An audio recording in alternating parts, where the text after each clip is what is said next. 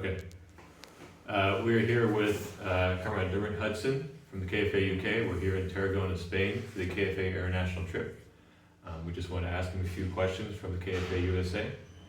So the first question is, how did you first get interested in the DPRK?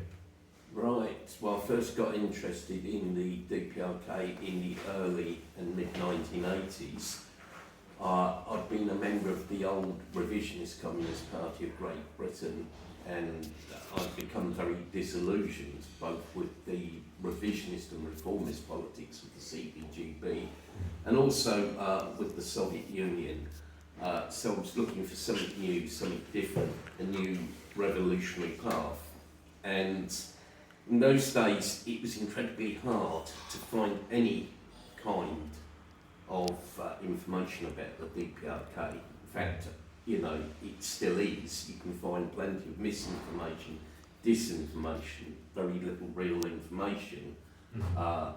You know, but it's perhaps better nowadays because you've got DPRK media sites like KCNA and Nainara and so on, and of course you've got the KFA, but in those days, very, very hard.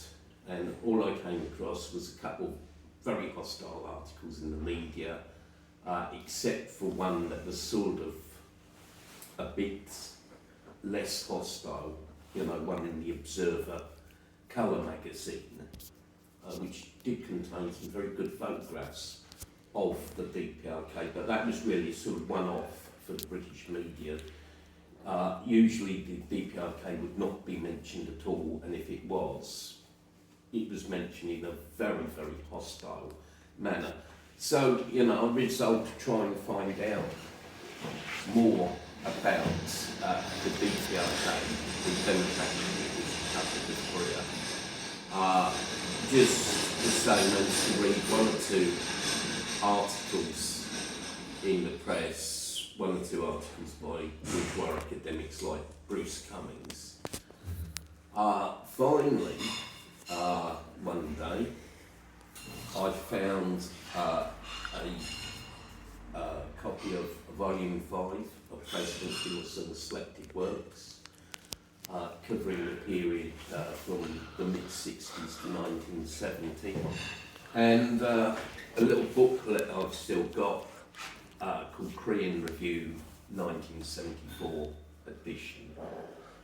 And once I read those two books, my interest and sympathy with the DPRK really took off. I was very impressed by the achievements of the DPRK in industry, agriculture, and in some social public services, housing and so on. I mean, it seemed that, you know, incredible, in fact it still is incredible, that housing in the DPRK is either very, very free or very, very, very low cost, you know, sort of nominal cost. And it's something, you know, that you can never stop being amazed about when you look at the high property prices in places like London and other European countries and the US, and the high rents.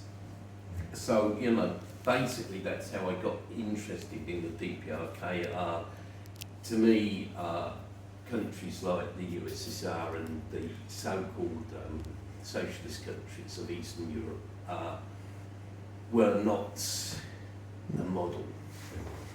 Though at the time we still had people in Britain who, you know, worshipped the Soviet Union, and anything the Soviet Union did was right, you know, even when the Soviet Union was clearly selling out and destroying itself by introducing perestroika and glasnost. Some of these people would say, oh no, it's a big country, they know what they're doing. And I even remember someone saying, we want glasnost and perestroika for Britain. So I thought, oh, what do you mean by that? Anyway, getting off the main track here, so those kind of countries were no longer models for me. But the DPRK really inspired me, you know, because of its achievements and because of its strong independence, its militant anti-imperialism, which I've not really seen before, certainly not in the old seat with GB, you know, full of mealy mouth and faint-hearted slogans about peace. And, you know, not really with the Soviets, you know, it was really strong anti-imperialist stuff, talking about destroying US imperialism. That impressed me. And, you know, the line of independence, like during the split in the international communist movement, the DPRK maintained its own independent position, neither accepting modern revisionism or left opportunism. So yeah, that's basically how I became interested. How did you come to learn about and join the KFA? Well, you know, I had formed my own organisation, UK Study Group of England, in the 1980s, which is now the British Group for the Study of the Duke there. And I've been involved in different pro-DPRK solidarity organisations in Britain, like the old Korea Friendship Committee and like the Society for Friendship with Korea. These tend to be not too active. Some of them are quite intermittent, you know, in terms of activity. In fact, the old Korea Friendship Committee, I won't use its abbreviation KFC because that would cause confusion. I mean, I remember once that did nothing for 2 years. You know, suddenly one day, quite by chance, you know, I was looking at the internet in a public library, because in those days, you know, around 2001, you know, the internet was quite a newfangled thing for me. I didn't have a computer at home.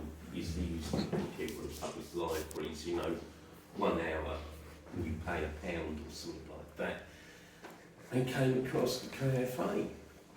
And I thought, wow, this looks like a very good organisation, very pro-DPRK, you know, totally straight down the line, pro-DPRK, basically out there on the internet. That was a very important thing. And I was impressed by its strong and militant defence of the DPRK, because, you know, some organisations really didn't do that. And, you know, I think, well, you know, 1 or 2 organisations weren't really countering propaganda against the DPRK, but KFA was. So I joined as an ordinary member, got in touch with Alan Harmvo, you know, had email correspondence with him, very impressed by him as a true militant of Duce, you know, soldier of people's career, basically. And I became the official delegate for the UK in March 2001. You know, I've really never looked back since. So I understand you've actually been to the DPRK a few times. What would you say is your most memorable or notable experience there? Well, I've been there 18 times. Each visit is unique. Each time I learn something different. You know, I think it would take a lifetime to learn about the DPRK. It's hard to say which was the most memorable, because you know, I've been to several keynote events and all have been fantastic. I think among the more memorable events was actually going for the 100th anniversary of the birth of President Kim Il-sung, when they organised the World Duce Congress in Pyongyang, and had a huge number of delegations come to Pyongyang. In fact, you know, the hotels were bursting to the seams. You know, they were jam-packed, and in fact, several different DPRK entities held events. So some people were invited by the Korean Association of Social Scientists, some by the DPRK Committee for Cultural Relations with Foreign Countries, and I think others by the International Spring Festival, and also there was a martial arts event going on at the same time, so there was an incredible number of people. And, you know, I participated in the World Duke Shake Congress. And, you know, I think one of the greatest things was actually being in Kimmelson Square for the military parade and hearing respected Marshal Kim Jong-un speak in public for the very first time and make that very significant speech, which I mentioned in my presentation yesterday. So I think that's maybe probably the most memorable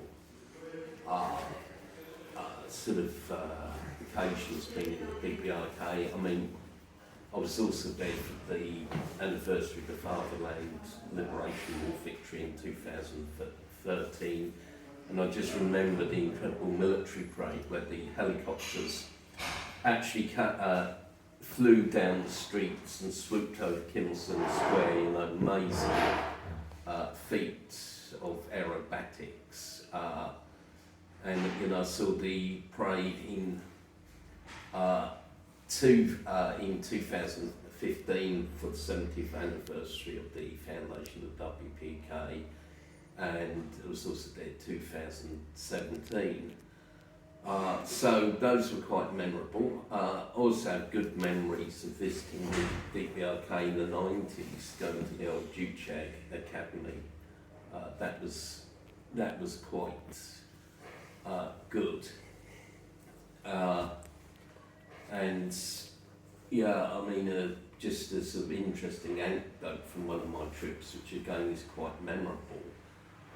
2015, I had a young woman guide from the Pyongyang University of Foreign Studies, and we were at the 10,000 strong performance on the River Taedong, which in itself was quite an interesting event, where they had the floating stage of the river with 10,000 performers. But in the interval, because it got quite cold, I mean, she thought it was a good idea to go and look to get a cup of coffee to warm up and also stay awake, because this was being held very late at night. So we went off across the centre of Pyongyang to try and find a coffee shop, which I thought would be doubtful, because it was like 4 days of public holiday in the DPRK. When they had a keynote anniversary, they extended the public holiday from 1 day to 4 days. Okay. But I mean, we ended up actually buying coffee from a store because we didn't find anywhere. But it was interesting. So we went all over the centre of Pyongyang. And the two things about this was, firstly, you didn't see a single homeless person or beggar anywhere, which, you know, if you go across London, I'm sure New York or Seattle or San Francisco at night, and indeed in Tarragona, here in Spain, you would see homeless people begging. Didn't see that at all. The other thing is, you know, some of the propaganda against the DPRK says that when you go there, everything is carefully scripted, carefully planned, even that the people you see are really actors. Yep. But this was totally unscripted. It was a spur of the moment decision to try and find coffee. There was nothing scripted or pre-planned about this. And as I say, it was quite interesting, sort of, you know, walking across that central area in Pyongyang from Kimmelson Square right to Changjong Street. Yes. So, you know, saw quite a lot of the DPRK at night. Awesome. So how's your experience been building up the KFA UK, and what do you hope to do with it in the future? Well, you know, we've been around 20 years. I think the main positive is that is simply that we exist, because there's many enemies of KFA who would like it if we didn't exist, would like it if there was no support at all for the DPRK in Britain or indeed in Spain, Europe, US, anywhere, but particularly in Britain and some other countries. You know, they'd like to wipe out KFA, or at best have very limited sort of peacenik-y type support for the DPRK. So our main achievement is sort of holding together. Over the last 20 years, we've organised all kinds of activities that have been quite, I think, diverse.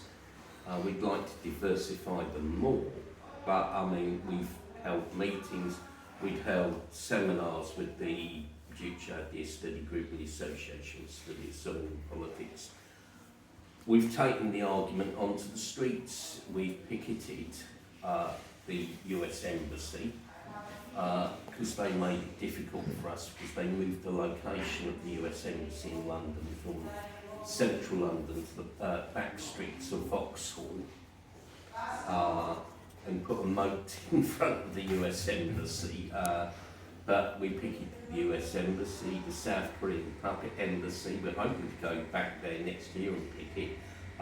We've picketed the BBC 7 times, the British Brainwashing Corporation, which I think is one of the main sources of disinformation about the DPRK.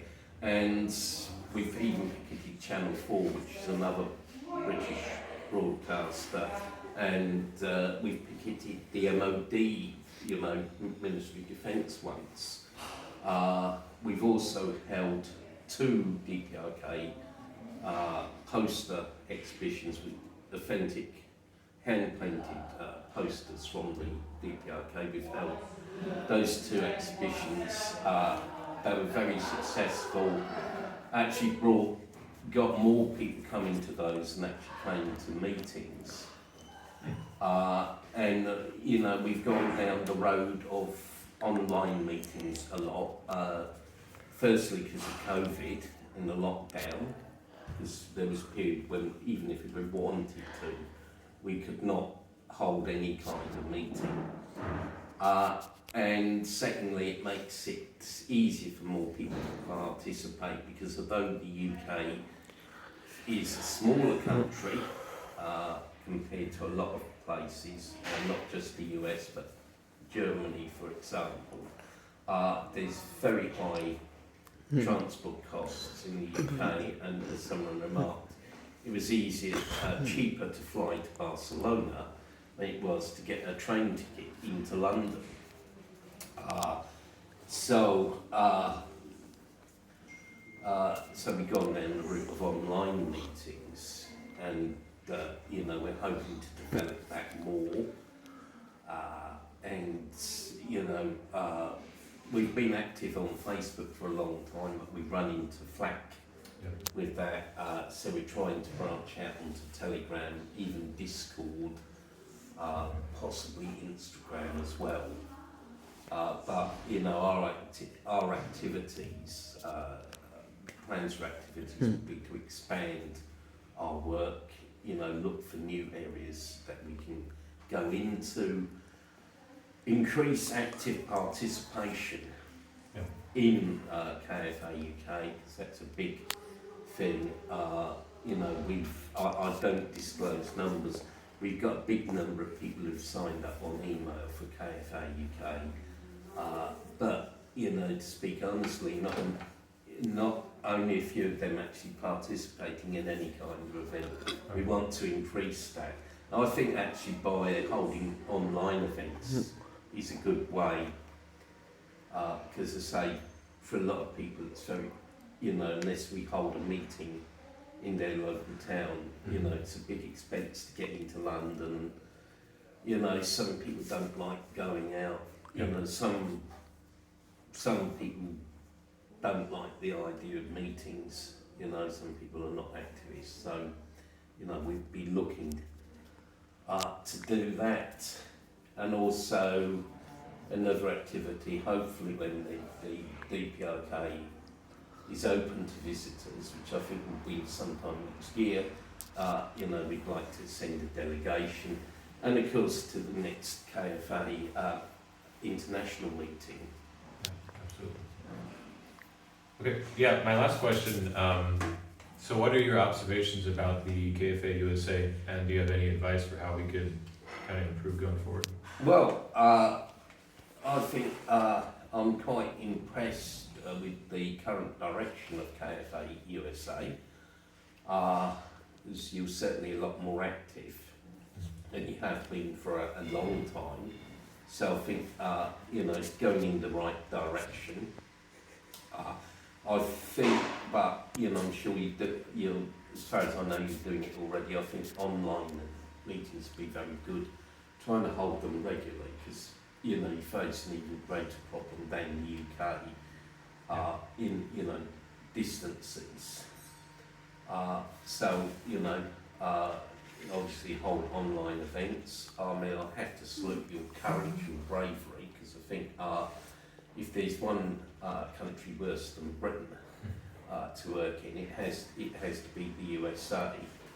I'm sure you face many problems and incredible hostility, and again, it's the fact you exist in the first place is a very great achievement in itself. I would just say stay strong, hang in there, keep going, try to expand your online work, try to engage more with members. If you don't already have it, try and send out a monthly email to members.